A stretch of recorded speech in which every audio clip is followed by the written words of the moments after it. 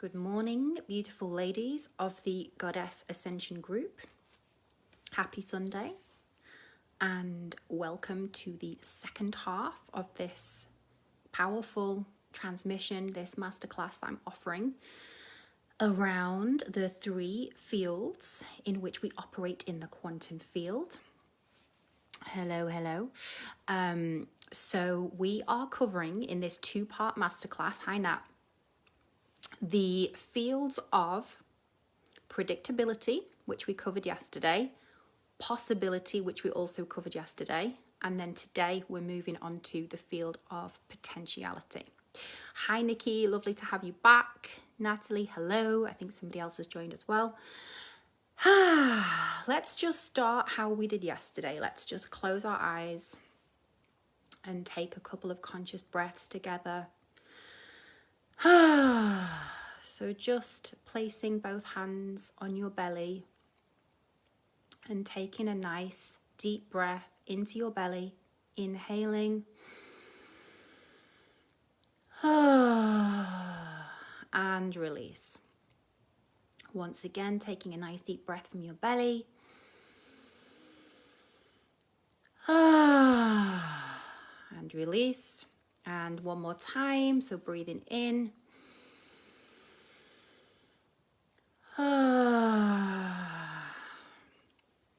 So just releasing anything that needs to be released to clear space in your energy field to receive the transmission this morning. How's everyone doing today? How did it land for you yesterday? How did the first 2 fields land? Feel free to just chat with me in the comments. Let me know how you're feeling. Let me know what landed yesterday. Were there any little nuggets that you found particularly helpful or resonated? A couple of you have already messaged me privately, but it's really nice to share in the group as well. These are really powerful teachings and they're so simple. I just think of them as codes that just need to be unlocked. And for some of us, as soon as we hear them, we're like, hi V. As soon as we hear them, we're like, oh my God, yes, that makes complete sense. And then others of us need a little bit more time to digest the teachings, maybe need to come back to the module again, to listen again. Sometimes it lands differently or deeper, or something else clicks in when we listen a second time. So you are welcome to come back to these teachings whenever you feel you need to over the next few weeks. I'll leave the masterclasses up for at least a few weeks so that you can catch up or watch again. And then eventually I will take them down and probably repurpose them as paid modules for upcoming programs. So Rachel, welcome. If you're just joining, hello. Namaste, good morning. And welcome back to part 2. So, for those of you who were here yesterday, I will do a recap, a very brief one on what we covered in the first half. And for those of you who were not, hi Rachel, for those of you who were not here yesterday, you will get a very brief introduction now to what we covered, just so that you're up to speed and ready to crack on with the second half, and then you can catch up on the first half afterwards. So what we talked about yesterday was how there are 3 different energetic fields in which we can play, operate, and manifest in this reality that we find ourselves in. And yesterday we talked about how the field of predictability is the one that we as humans like to play in most frequently. The reason we like to play in the field of predictability is because everything happens in our lives in a way that we can predict, which then makes us feel safe. So we talked about how, for example, our financial situation often dwells in the realm of the predictable, that the same amount of money tends to come in at the same time of the month on the same day. Often, years might go by where that amount of money doesn't really go up or down in my case. So my finances remained highly predictable for many years. It felt safe, but it also felt very flat. Other areas of your life where you may be playing in the field of predictable is within the dynamics in your relationships with people. They might feel very predictable. The conversations you have might feel predictable. the places you go shopping, the type of food you buy, the conversations you have in the playground with other kids' parents, whatever it is. If you start to really break it down, most of our life operates in the realm of predictable. Yeah, Natalie, one of your big takeaways yesterday was mastery over your emotions, being okay with the negative feelings, knowing that I can own and survive them and move forward and try again. Absolutely. So we talked a lot yesterday, that's in the field of possibility. We talked about the emotional work that's required when we operate in the field of possibility. In the field of predictability, very little emotional work is required because we have already locked ourselves into predictable patterns and terms and conditions of operating in our life that feel safe, reliable, and predictable. So the positive, if you want to call it a positive, of playing in the field of predictable is that it's very low risk, very little chance of disappointment, shame, humiliation, vulnerability, or any of the things that we talked about yesterday, which we are called to face if we want to play in the more expansive field of possibility. So the field of possibility, which is the middle terrain that we're looking at in this masterclass, is the one where we decide that we are ready to start taking some more risks in our lives, right? It may be that we wish to expand our business. It may be that we wish to develop more of a presence on social media. It may be that we would like to meet somebody and enter into a new intimate relationship with somebody. It may be that we're calling in a new friendship group because for whatever reason we might have just slightly outgrown the dynamics of our, longer term friendship groups, because that happens when we expand like this. It just is part of, or can be part of the process. So if we want to play in this field of possibility, it requires more risk because by definition, we are moving into unknown terrain, new financial possibilities, new opportunities in business, new connections with new people, different ways of relating. So all of that requires some element of risk, some element of the possibility of failure. And we talked yesterday quite a lot about the emotion of, or the feeling of, disappointment, and how disappointment and our fear of disappointment is coded into the way we operate when we launch rockets of desire. So Abraham Hicks calls it, if you haven't come across that term before, when we desire something, we desire to increase our financial situation, we desire to meet a new lover, we desire to have a larger home or whatever it is. She refers to that as launching rockets of desire.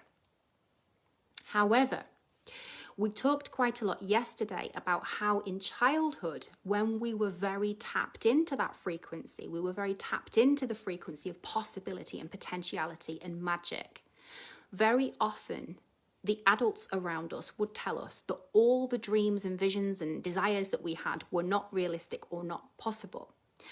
And the more we were told that when we entered into that frequency of magic and desire, the more painful the corresponding disappointment became when those things that we had already energetically aligned to happening that resided in the quantum field of magic were being snatched away from us and being taken away and removed from our grasp, right? That was painful. So when we were little, we didn't have yet the emotional maturity to be able to cope with disappointment, to be able to cope with pain or sadness or, all of these emotions that correspond to our desires not being met. So it felt so overwhelming to us to launch these rockets of desire and to then have them snatched down or shot down or not met, not fulfilled, that in order to protect ourselves from disappointment, we stopped over time launching rockets of desire. To the point where somebody in our community here on the Goddess Ascension group commented yesterday, what if I don't have any desires? And that's what's happened to us as women, is we have really, really disconnected with this energy of desire because it's so coded with the possibility of disappointment. And disappointment feels so painful that we've done an energetic trade-off with the universe that we weren't even conscious we were doing, where we said, okay, I'll stop desiring, I'll stop launching rockets of desire if it means that I can be spared the pain and the discomfort of the potential corresponding disappointment. And then we made another choice or another decision, again, subconsciously. The other subconscious decision we made was that guaranteed disappointment feels safer than potential disappointment. I'm going to say that again. We decided that guaranteed disappointment felt safer than possible or potential disappointment. Meaning, I may desire to have more money, but if I try to create that by expanding my business in some way and it doesn't work and I fail, I don't know if I can cope with that. Therefore, I will stay in my smaller box. I will not take the steps to potentially expand my business because I might fail, because I might look ridiculous, because I might humiliate myself, because people around me might say, I told you so. And for all of those reasons, for all of those potential emotional risks, we're not even talking physical risks, we're talking perceived risk, because most of us, our baseline of needs are met no matter what, right? If we're fortunate enough to live in the UK, the chances are our basic human needs of food and shelter and, clothing and, fundamental human needs are met. So we're not talking about playing with physical risk. We're talking about emotional risk. We're talking about emotional risk. If I stretch myself to become more visible on social media because that could expand my business, then I've got to walk over some hot coals to get there, right? If I've got a fear of being on camera, I'm going to have to meet that fear. If I've got a fear of public speaking, I'm going to have to meet that fear. If I've got a fear of posting things and nobody responding and feeling rejected or feeling unreceived, I'm going to have to meet that fear. So that's what I'm talking about with the quantum field of possibility. The energetic work, the challenge, is facing the fears of the potential things that could quote unquote go wrong. When I say go wrong, it's mainly the emotional feelings encoded in what we perceive to have gone wrong, which we often have decided at a subconscious level we cannot bear to feel. Therefore, we make a choice to stay in our smaller box of predictability. We talked yesterday about the fact that if you can look the possibility of disappointment, failure, humiliation, and all these emotions that we've been running away from for decades because they felt too painful to face, if we develop the courage to look them in the eye, breathe, center, and know that even if those feelings arise, we breathe, we inhale, we exhale, we're still alive, we're still in the land of the living, it's going to be okay. If we decide that I'm okay no matter what, that creates an energetic clearing, which then frees us up to play in the expanded field of possibility. Okay? So more or less, that's a recap of what we covered yesterday. So the field that we haven't yet explored is the final one of the trilogy, which is the field of potentiality. This is probably the field that you are least familiar with playing in, because once again, it requires a connection to the magical child archetype, which is alive and well in each of us. But for many of us, the magical child archetype is buried under lots of other archetypes, specifically the wounded child. So in internal family systems, they talk a lot about protectors. The magical child is your original blueprint, the part of you that is pristine, the part of you that is pure, the part of you that came here coded to play with the universe and coded to play with the quantum field because you were fearless. You had not yet met disappointment. You had not yet met all the coding from the people around you telling you that your dreams and visions were not possible or realistic. You were pristine. The wounded child archetype was born after the magical child had experienced all of those disappointments and failures and criticisms and everything else, and the wounded child became the protector. In other words, the wounded child chose premature disappointment over possible disappointment to avoid the pain of unexpected and sudden disappointment, essentially. So what we're doing here in the field of potentiality is we are calling back your magical child. She is your most important archetype, and you may not have even heard of her. You may have heard of the inner child as one entity, but for me, I conceptualize it as two very different personas, the magical child, the wounded child. So when you were little, when you were 4, 5, 6 years old, you would have started many sentences with, can you imagine if? If you've got young children, you can type in the comments if you like. If you've got young children, how often do they say to you, Mummy, can you imagine if? And there's no limit on their imagination, right? They could say to you, can you imagine if we lived in a castle? Can you imagine if we had a swimming pool in the garden? Can you imagine if we won the lottery tomorrow and we could go and live in Australia and go to the beach every day? Can you imagine? And what happens is that the adult often replies to the child unconsciously with things like, oh, don't be silly, darling. No, of course we can't afford that. No, that's not going to happen. Oh, we're not in that. Oh, we don't have that kind of money. Oh, no. Right?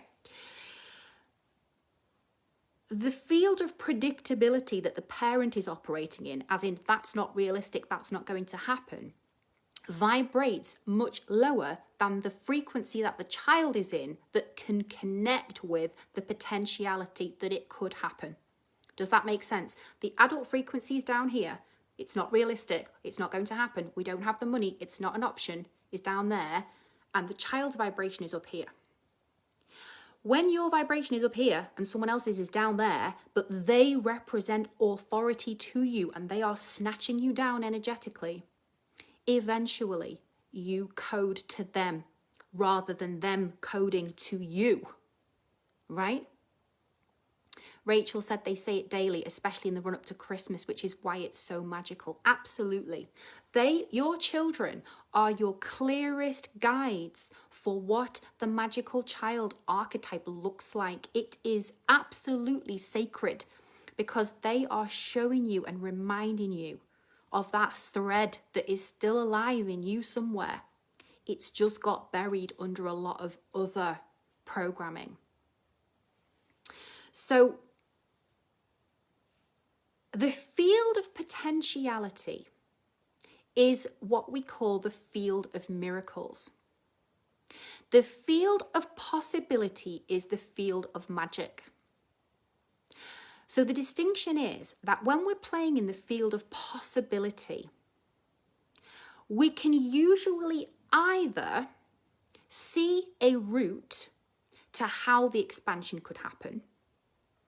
So if we take the example of money, let's say that your income at the moment is around £2,000 a month and let's say you would like to double that to 4,000. And you know, let's say you're a coach, you know that you've worked out if you take on X clients, if you run X number of programs, if you increase the price of this thing that you're offering to X amount, you know that there is a route to that possibility manifesting, right?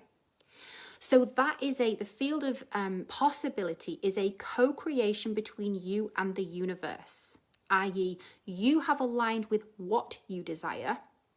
You can see that there is a path to get there, and you are willing to co-create with the universe in order for the universe to meet you halfway and make it manifest for you, sometimes in ways that you couldn't have conceptualized. Sometimes it's just enough that you can conceptualize that it is possible. So in the field of possibility, we decide the what of our desire. We decide what it is that we want to call in. We can loosely work out how that might happen, but we don't want to attach to it too rigidly, because if we attach to it too rigidly, there's like a grip on it that doesn't allow for the softness of the universe to maybe bring it to us in a way or in a format or through a method that we couldn't necessarily have conceptualized ourselves. So the field of possibility is a co-creation between your aligned action and the universe meeting you halfway, because it recognizes your aligned action and it rewards you for it. It meets you there. It rushes in to assist you when it feels the clarity of your intentionality, right? The field of potentiality requires a different approach, because the field of potentiality is the things that feel and seem beyond your wildest dreams. And that's why we play with, can you imagine if? These things that we can conceptualize of in the field of potentiality seem so big, so exciting, but so removed from how we can envisage it would happen if we allow the human mind to get involved. That in this field, in the field of potentiality, we cannot allow the human mind to get on board. We can, in the words of Melanie, just tickle it. Just tickle it and then leave it alone. So you might say, oh, can you imagine if we had our own holiday home in Greece and we could go to Greece every single summer and have our own family home there? Can you imagine? And you just let it go. As soon as you've said it, you let it go. If you try to start working out how and when, you will detract from the energy of the rocket of desire you've launched in the field of potentiality, and you will already be shooting it down. You cannot, in this field, try to work out how, because this is the field of miracles, right? So we have to get smart about which things belong in which field. For example, something which I desire, but I cannot imagine how it would happen, is to have a child, okay?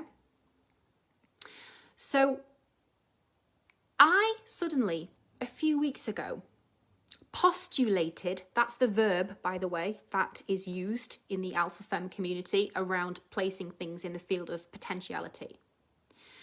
I postulated to myself, and by the way, we only play in the field of potentiality when we're in a high frequency.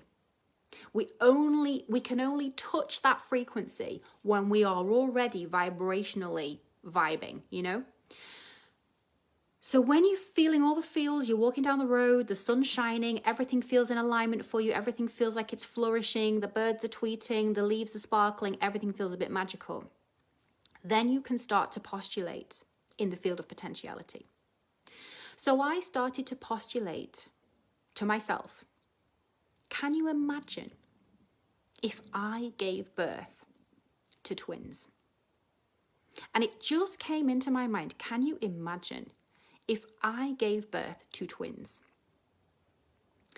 And as soon as I said that, I felt my heart, my energy body expanding because the field of potentiality is an expanded version of the field of possibility. It's even bigger because we have no clue how that thing could happen. Now, the reason why I can't place that particular desire in the field of possibility is because I've got too much coding that it's not possible. Does that make sense? I can only deposit things in the field of possibility if I can feel that there is a clear route to this manifesting, if I take X, Y, energetic action and physical action. But in the field of potentiality, there is a feeling of surrender. The field of potentiality requires a leaned back energy. No sooner have you postulated it, you release it to a higher force than yourself, because your human mind will immediately start telling you all the reasons why that can't happen. So if I looked at this desire objectively, my age is now over 40. So if I started talking to people about this, I would potentially energetically feel from them that they might already be thinking, oh, I don't know if this can happen. And when we start to tap into other people's doubts around our rockets of desire, already the vibration starts to drop, right? So my age is not supportive necessarily of this being quote unquote realistic. The fact that I'm single is not indicative that this is realistic. The fact that I have not had a relationship with a man for a long time is also indicative that this is not quote unquote realistic. So if I posited this in the field of possibility, my mind would already be tying itself up in knots with, how the hell can this happen? So I can't put it there. You've got to think of these almost like 3 different bank accounts. You've got to know which account to deposit your rockets of desire into.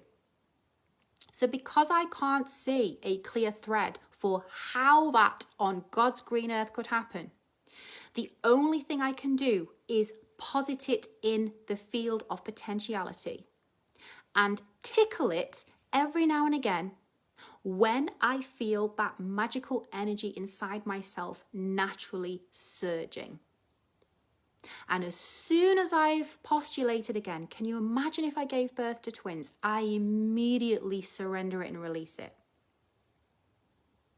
Now, it just so happens that everywhere I go now, I see twins. And I often see twins with older parents. And what the universe does when we deposit these things, it gives us these signs. It's like, you want to manifest twins? Here's some twins. Here's another pair of twins. Here's another pair of twins. Here's a woman around your age who has twins. So the universe is tickling you back. Think of it like a feather duster. You tickle the universe. Can you imagine if? And it tickles you back and it says, look, yes, it's possible. It's possible. But you with your human mind will make such a mess of assuming it's not and coding it with failure before you've even properly released that rocket, that the human cannot get involved in the field of potentiality. Only your most magical, pristine blueprint self can postulate in that field. Is this making sense? Let me know in the comments if what I'm saying is landing and if you are making sense or possibly making notes. So I want to share with you a beautiful little story to illustrate the point of the aspect of you and the aspect of me and the aspect of all of us Thank you so much, Lindsay. Thank you so much, V. There's something kind of weird about doing these lives is that you can't see anyone's faces. You don't know if people are like receiving, landing, note-taking, on the toilet. No idea. Anyway, you just have to keep going. Thanks, Nat. Thank you, Rachel. Really appreciate knowing that it's landing. So I'm going to take you back. Thanks, V. I'm going to take you back to 1986, when I was around 6 years old. And I was very much still in the pristine energy of my magical child. And on the television, there was the wedding of Prince Andrew and Sarah Ferguson. Now, back in the day, you will remember, those of you who are around my age, that, you know, we didn't have a lot of options on the television. So when there was a royal wedding, right, ladies, it was a big fucking deal. Like, the whole family would sit round the television and huddle round and be glued to the screen. So me and my family were sat there in the living room watching this royal wedding, right? And I'm sitting there seeing this woman with this white dress with a train running along this red carpet behind her longer than I'd ever seen in my life. It was like, I don't know whether the rest of you remember, but it was like meters and meters and meters long. And I was just like, wow. And her and Prince Andrew got out of this horse-drawn carriage with these white horses. And the prince was there in his kind of military uniform and all of his gold medals. And there was a whole fanfare and trumpets playing and Westminster Abbey and the paparazzi and the cameras. And I'm watching this and I'm like, I want that. So I remember saying to my mother, when I get married, I want it to be just like this. Just like this. This is perfect. This is exactly how I want my wedding day to be. I love that cathedral. I want to marry a prince. I want to wear a dress. This is what I want. And she looked at me and she said, darling, this isn't how ordinary people get married, you know. Like, this is a royal wedding. This is completely different to how the average person's wedding looks. So I'm vibrating in the sky at this point with the infinite possibility of this incredible possibility of this fairy tale wedding. Mother is there almost like at the shooting range with a gun out, shooting into the rocket of desire and telling me that this is completely unrealistic for somebody like me. And I remember she said to me, royal people don't marry ordinary people like you. They marry other royal people. And anyway, she said, he's the youngest now of that generation of royals. There won't be another royal wedding until Prince William. So I said, well, that's fine then. That's perfect, in fact, because he's the same age as me. So I will just wait until Prince William's ready to get married and I'll marry him. So I said to my mum, do we have an envelope and some notepaper handy, because I need to write a letter? And she was like, what are you talking about now? Like, what letter? I said, well, I'm going to have to write to Princess Diana now and tell her that that's what the plan is, you know, like she needs to get on board. So I'm going to just write to her now and let her know.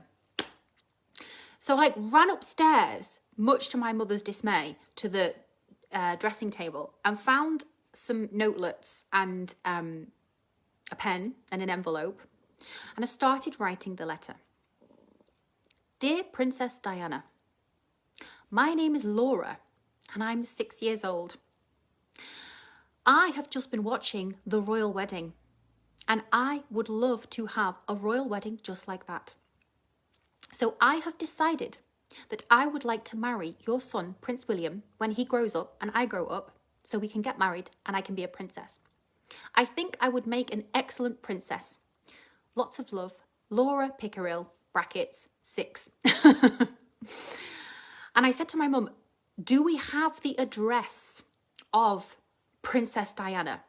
How do we get this to her? Like, how do we post this?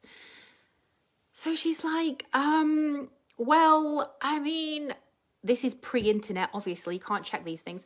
So she goes, well, she lives in Kensington Palace. So I guess if you just write for the attention of Princess Diana, Kensington Palace, London, it will probably get there.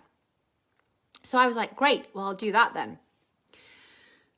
So I put my address on the front, her address on the front, ran off down the next day to the post box, posted it, and skipped back home thinking, well, it's a done deal. It's happening. The letter's gone. I've launched my rocket of desire and I will wait for her response. About 2 weeks later, the postman came. Clearly, I had been running to the front door every day to check the post. Bearing in mind in the 80s, you know, entertainment options were a little bit more limited, so the postman coming was kind of exciting, right? So I was like, the postman's here, the postman's here. Ran to the porch, all of the usual bills rolled in through the letterbox. And amongst those bills, something caught my eye. What caught my eye was a slim envelope with the royal red Buckingham Palace emblem embossed onto the envelope. And on the back of the envelope, it had the Buckingham Palace address. And it was addressed to me. So I ran like a shot into the kitchen. And I was like, Mummy, there's a letter for me today from Buckingham Palace and it's for me. And she said, don't be ridiculous. You see how adults, without even fucking realizing it, are often just shooting at these rockets of desire and just making them crash down to the earth for these poor children that are just in this high frequency. So she's like, don't be ridiculous. And I said, I'm not being ridiculous. Look, it's got my name on it. It's got the royal stamp on it. It's for me.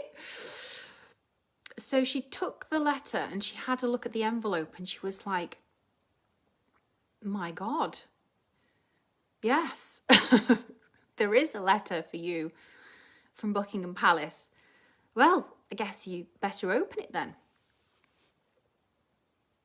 So my little hands were like, you know, woo, it's beyond excited. I mean, excited is not even the word. And I opened the letter. And the letter said, Dear Laura,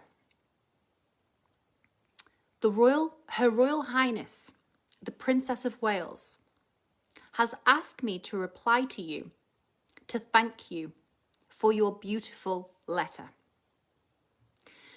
The princess was most touched by the warm sentiments of your letter and has asked me to pass on her sincere thanks for your correspondence. Yours sincerely, Lady-in-Waiting to Her Royal Highness, the Princess of Wales. And I was like, oh my God. The Princess of Wales has read my letter and she liked it. She liked it.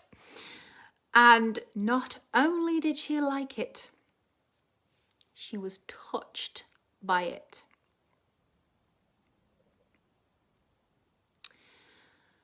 Now, there was a tiny part of me that was a tiny bit disappointed that it was not Princess Diana herself who responded to me, but the lady in waiting. But the bigger part of me was like, oh my God. I launched a rocket of desire in the direction of Princess Diana, who at that time was the most famous, the most magnetic woman on the fucking planet. She's read my letter and it's touched her. And I created a mental picture in my mind of Princess Diana in her dressing room, getting dressed, putting her makeup on, and her lady-in-waiting sitting and reading the letter to her, and her smiling and laughing and saying, oh my God, that's so cute, right?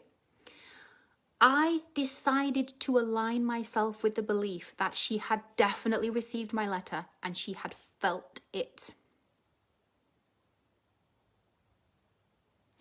So this was not even 6 degrees of separation from the field of miracles. This was like 1 degree of separation. This was me, the lady in waiting, and Princess Diana communicating directly in a letter. And I realized, even though I didn't have the language for it then, how powerful that field is. How, when you launch a rocket of desire from your heart, from the purity of your heart, which is where it came from, because I was 6 years old, it came from such a pure place. It landed directly in her heart from that same frequency of the purity of that desire.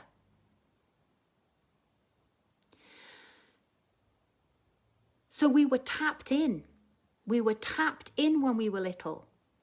I was not thinking, well, it's ridiculous to send this letter because I'm just a child and children don't get married to princes. It's ridiculous to send this letter because I'm not royal. It's ridiculous to send this letter because we're not wealthy, we're not aristocratic, we're not this, we're not that. There was none of the resistant thoughts that we bring in later in life that get between us and the rockets of desire. It was just a pure heart frequency rocket that was launched. Now, interestingly, when I got to my 20s, and so did he obviously met Kate Middleton, right, at St Andrews University.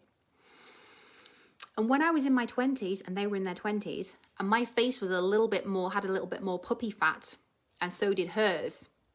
When her face started to appear in the newspapers, she didn't half look like me. We really did look quite similar. And I remember looking at a particular photo of her where she particularly had a look of me. And I remember thinking, imagine if in a parallel universe, in a parallel household, she had said to her mother, when I grow up, I want to marry Prince William. And imagine if her mother had said, fantastic. You go, girl. You go for it, if that's what you desire. Imagine if her mother had said, you want to have a royal wedding? Amazing. What music would you have played? What dress would you wear? Which prince would you like to marry? Imagine if our parents had been able to play with us in that frequency instead of bringing us out of it, snatching us out of it. But the reason that as parents, as adults, we subconsciously snatch our children out of that frequency sometimes is because we don't want them to feel the disappointment that we remembered feeling as kids when we set our heart on something and then it wasn't possible. So in many ways, the adult response is a subconscious protection mechanism, trying to protect the child from the pain of the disappointment that we weren't able to hold. But if we can help our children to walk with the potential disappointment and still align with the field of miracles and the field of magic, that's the sweet spot. That's the place where we help them do the energetic work and we don't sabotage their dreams in the process. Does that make sense? So I'm sharing this with you as far as for those of you who have nieces, children of your own, nephews, whatever, like you may want to start to become more aware of when they're playing in that frequency. Do you support it? But also the internal child, the internal inner child. Like, are you able, now that you're receiving these transmissions, to begin to allow that magical child energy that is still there within you to come out and play again in the field of, can you imagine if? So I'm going to share with you something kind of extraordinary that happened just after I received these teachings from Melanie about 5-6 weeks ago. I met with my friend Claudia. Lindsay, I love guiding my children into the field of possibilities. I fully support it and always have. Yes, Lindsay, you're quite an exceptional human though, because as an adult, you have not disconnected from your manifesting powers and abilities. You've continued to dwell and to dream in that frequency. So you are an exceptional parent in the sense that you can meet them in that frequency. You haven't disconnected from it, which is amazing. And hopefully you can support and guide other parents to do that as well, just by the virtue of you being how you are. You know, it's kind of contagious, right? But let's bring it into the adult realm, because I want to give you a reference point for the field of potentiality from the perspective of the child, the magical child. And I want to give you a reference point from the adult perspective as well. So after I received these teachings from Melanie, I was so excited. I just had to share them because I was like, oh, these 3 fields, like once we can understand them and know where to deposit which thing and which energetic work we need to do in each arena, like there's literally nothing that can sort of hold us back. This is like genius, you know?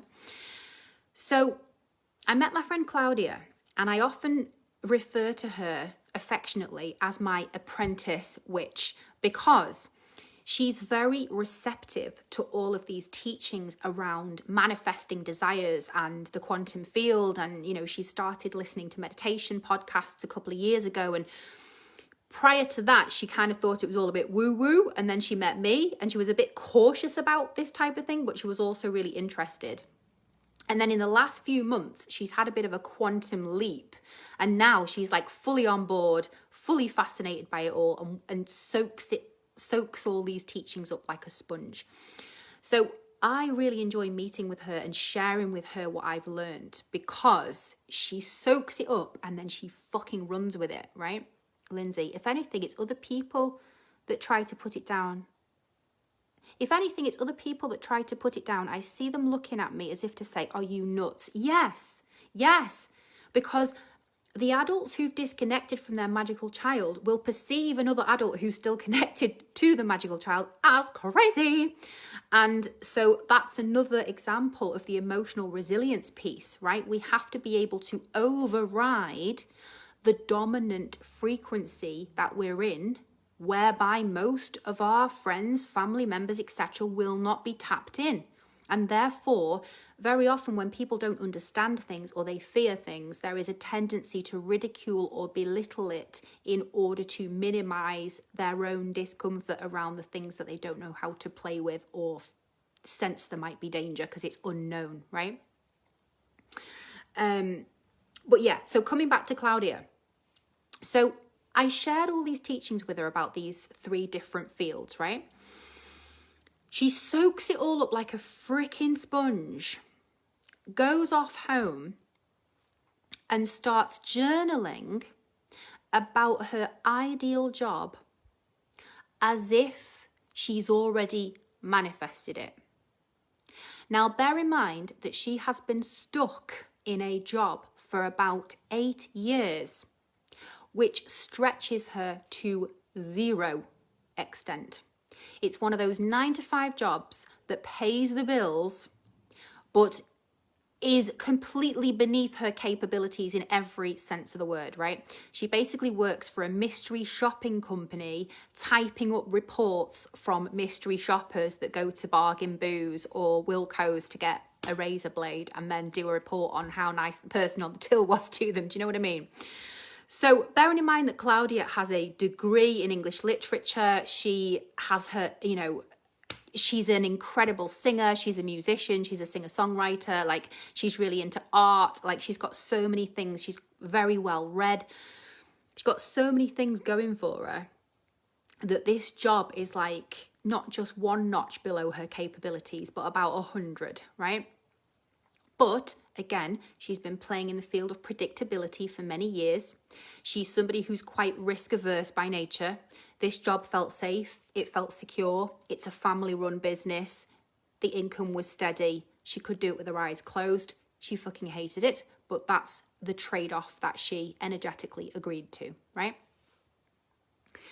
But since we've been having these conversations about, the expanded field of possibilities, and her eyes are kind of on stalks when I share this stuff with her, she started journaling around expressing gratitude for her ideal job, which hadn't yet manifested.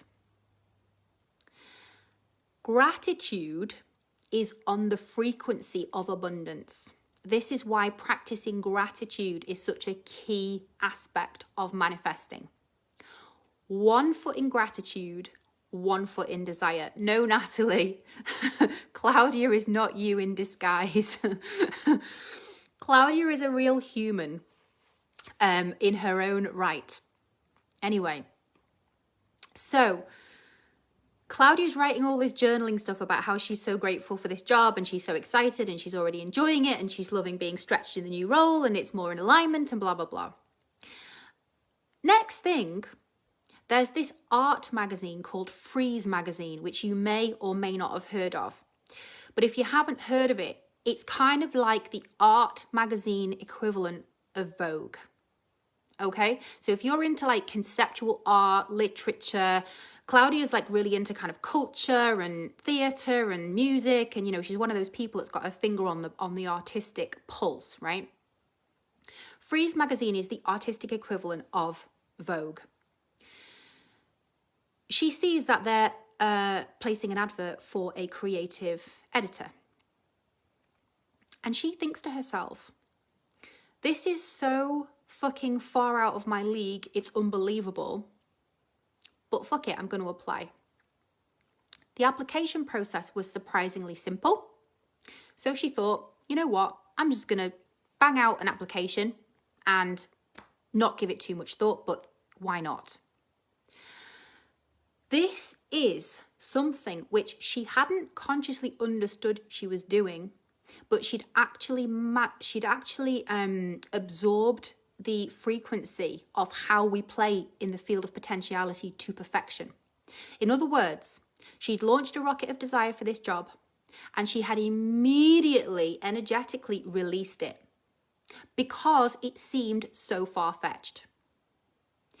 If she'd held it tighter, if it had seemed more quote-unquote realistic, her mind probably would have pulled that rocket of desire down really frigging fast, and she would have been telling herself, I haven't got enough experience, I haven't got enough, I don't have a springboard of a similar job to be moving into that position from that would be on a kind of par with it. Like working at store checkers is like, the equivalent of kind of going from TV quick to Vogue, basically. So it felt so beyond the realms of possible that the only quantum field that she could postulate that in was the field of potentiality. As in, I'm going to launch the rocket and I'm going to leave it the fuck alone. I'm going to do something else. I'm going to release it. I'm going to forget about it. A few days later, she gets an email saying, thank you very much for your application. We'd like to invite you to our first round of interviews. She's like, fuck me. Like, that alone blew her mind. She couldn't believe that she'd got to the point of being interviewed, right? So she goes for the first round of the interview. After the first round of the interview, she thinks, well, I think I've balled that up. Never mind. She releases it again back into the quantum field. She then gets another email saying, we'd like you to do an editing test. She's like, shit, I always fuck up with the editing tests. Every time she goes for these, for similar writing jobs, there's always an editing test. And she said, historically, that's where she always fucks up. So she's like, oh, here we go. I'm going to do this editing test. Clearly, I'm going to fail it. And that's going to be the end of that. She does the editing test. She passes the editing test. She gets another email a week later saying, our senior editor would like to interview you, right? At that point, this is like a proper Devil Wears Prada moment, This is like the internship at Vogue opportunity. So Claudia leaves me this voice note and she's like, Laura man, this fucking quantum field shit that you're talking about, oh my God. She's like, I can't believe it. But I have got a second interview for creative editor position at Freeze magazine. And she's like, I can't fucking believe it. It's just like beyond my wildest dreams. To use her language, because she's quite into RuPaul's Drag Race, she goes, if I get this fucking job, this is going to be like the glow up of all glow ups. Like, this shit doesn't happen in real life. And she said, and this gave me chills when she said it, she said the only way that this can have manifested is if the hand of God is on me, pushing me along. Can you feel the energy of that? When she said to me, only the hand of God kind of brought me to this point, I was like full body chills. Here's the next piece of the energetic puzzle that Claudia has mastered without even realizing that she's mastered it. She said to me in that voice note, even if I don't go any further in this process, the fact that I have got to second interview stage with Freeze magazine shows me that my field of possibility and potentiality has expanded exponentially just by understanding the energetics of how it works. In other words, she was already in the frequency of gratitude, whatever the subsequent outcome, because she'd already run with this Olympic torch way further than she had ever dreamed was remotely possible.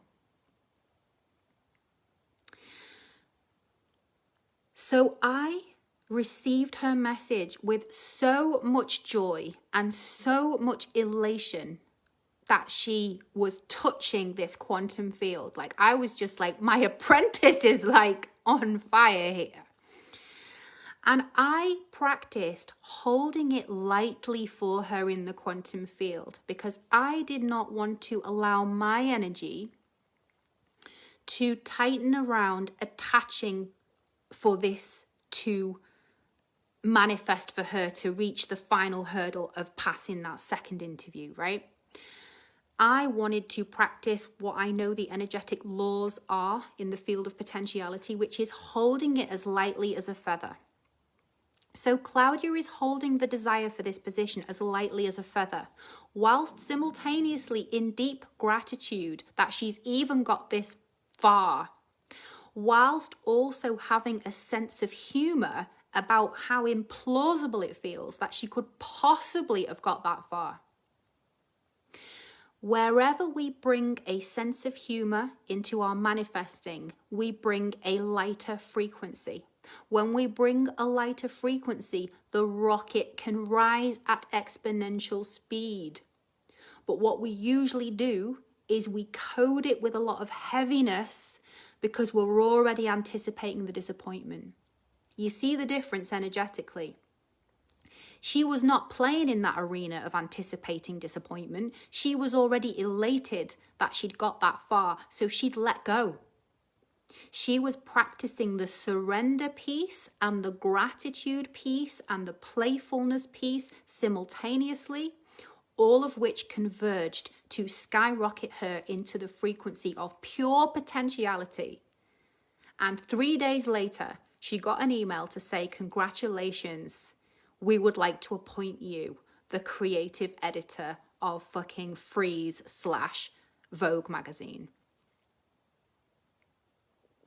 Unfortunately, I can't hear or see your responses, but I imagine that you are probably like, oh my God. Thank you, Lindsay, for your love hearts. I can feel that you are receiving me. So Claudia is the example that I want to bring to you all of how we can take these quantum leaps when we get the energetic mastery behind it down to a T. I encourage you to watch this video again because there is so much in this. Exactly. Congratulations to Claudia. I will be taking Claudia for a champagne celebration next week because a big part that we miss in the whole energy of manifesting is the component of celebrating. And this is something that Melanie in the Alpha Femme world has really introduced me to. It's like very often we desire something, we desire it, we get it. No sooner have we got it, it's old news, and we're launching rockets of desire for other things. Now, it's very natural as humans that we keep coming up with new rockets of desire because we are actually hardwired for expansion, right? So that in and of itself is a wonderful aspect of being human, is that we will always expand into new possibilities when we allow ourselves to play there. But the piece that's often missing is the celebratory piece, is like, let's just take a moment to mark how spectacular this is. Like store checkers to Freeze magazine creative editor is the glow up of all time. That's how Claudia said it. It's the glow up of all time. Like I wish I could play you her voice note so you could hear her squealing down the phone at me in pure disbelief. But at the same time, she understands the codes. Like it's like she's received them. She's collapsed time around her ability to receive and assimilate these codes, and the evidence is popping for her in almost every aspect of her life. And I look at her like a child that I've given birth to, and I'm like, oh my God, like she really fully gets this and she's running with it. So, ladies, I think that brings me to my conclusion. She did, Lindsay, she did.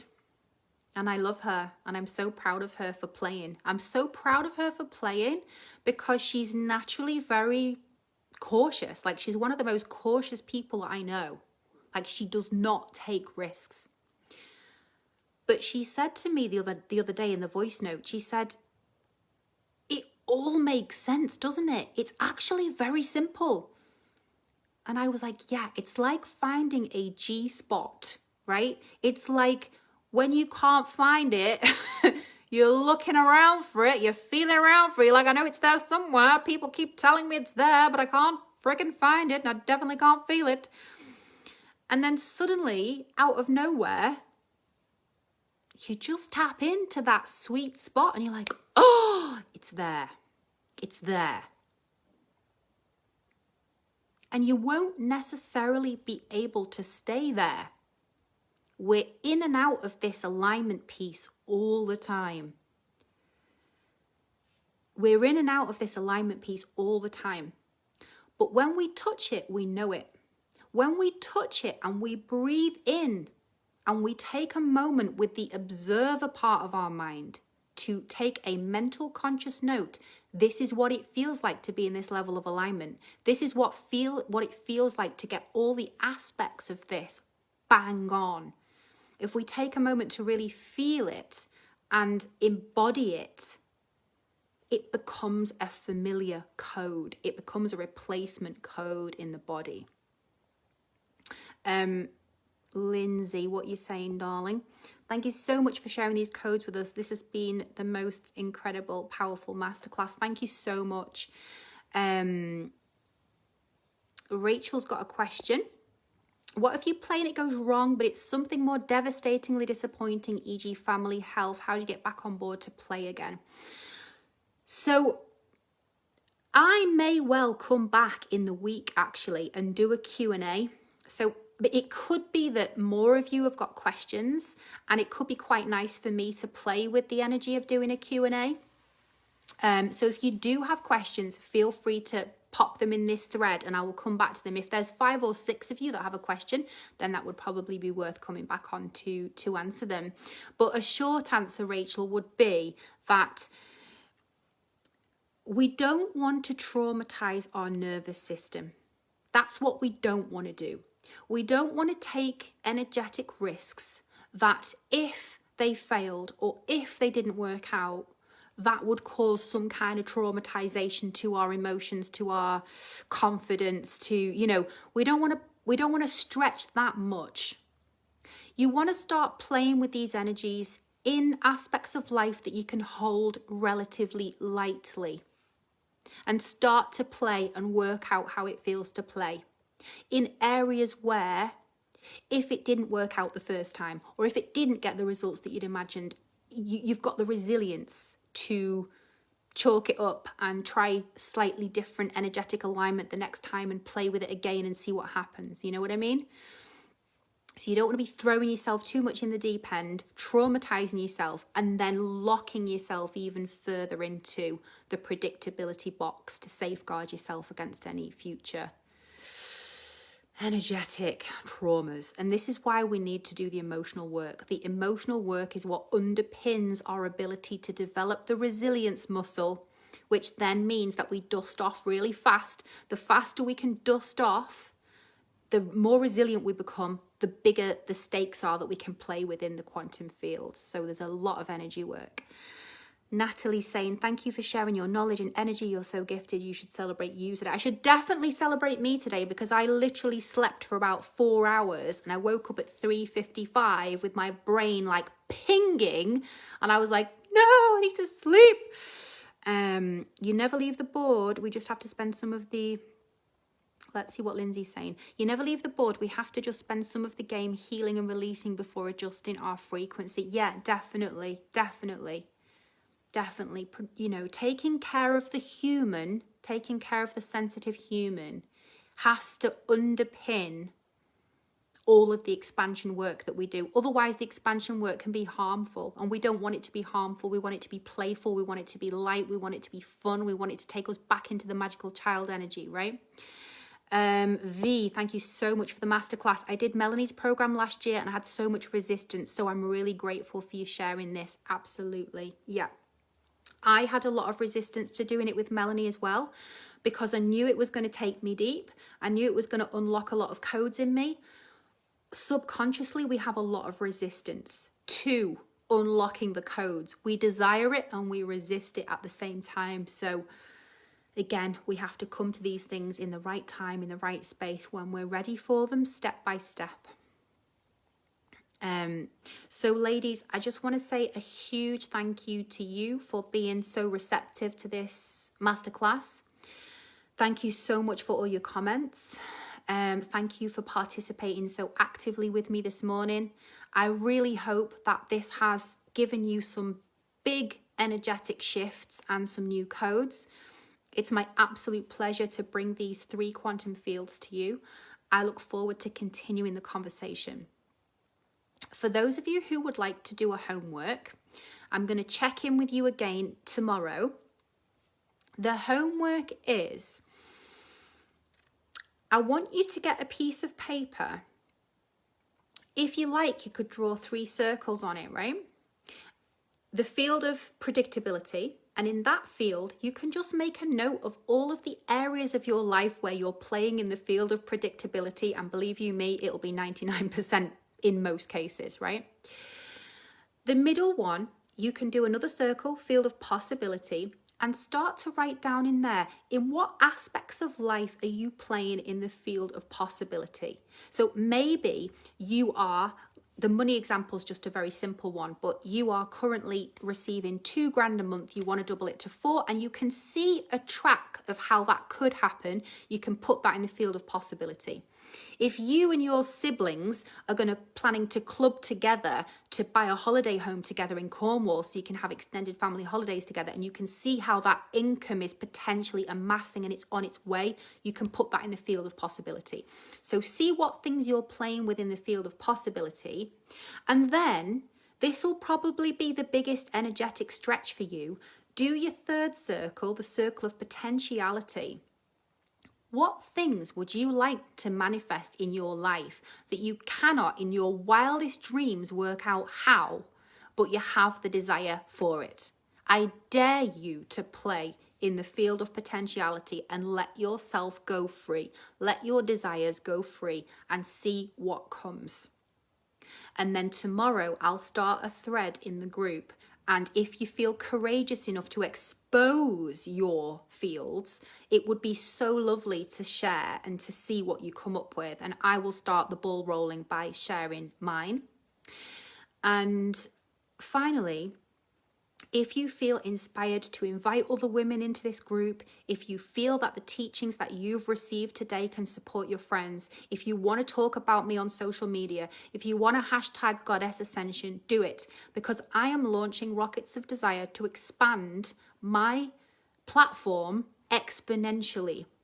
I am ready to receive whoever is ready to come to receive whatever codes I've unlocked. I am ready to receive those women in large numbers.